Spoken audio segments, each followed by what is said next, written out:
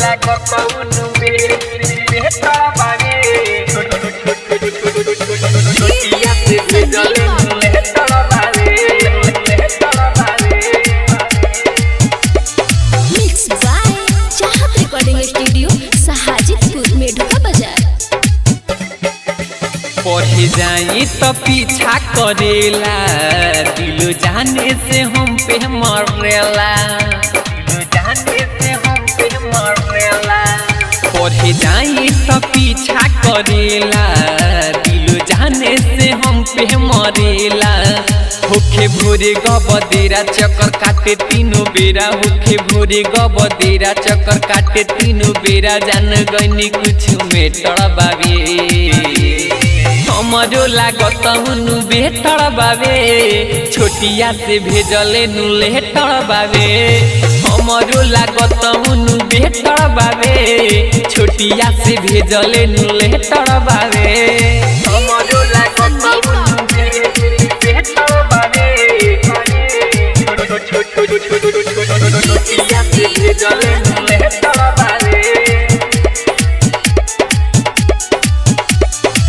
देखी के हम के मारे सटाइल गजबे ओ करबावे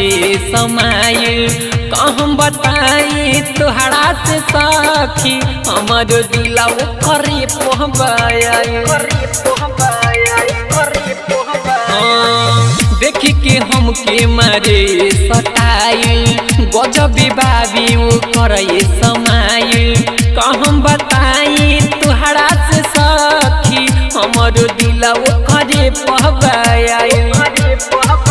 लागे खाला नहीं खाना भइल बाबे उ दीवाना लागे खाला नहीं खाना भइल बाबे उ दीवाना रोज घूमत थिएटर बाबे हमरो लागत उनु बेहतर बाबे छोटिया से भेजले नुलेटर बाबे हमरो लागत उनु बेहतर बाबे छोटिया से भेजले नुलेटर बाबे हमरो लागत उनु बेहतर बाबे छोटिया से भेजले नुलेटर बाबे पवन राजा रोज घूमे अकेला संदीप सागर बड़ी हमके चाहेला देखी के हमके अकेला रे सखी कहाँ जाता रूबे सोना कहेला पवन राजा रोज घूमे अकेला संदीप सागर हमें बड़ी चाहेला देखी के हमके अकेला रे सखी कहाँ जाता झरेला कहेला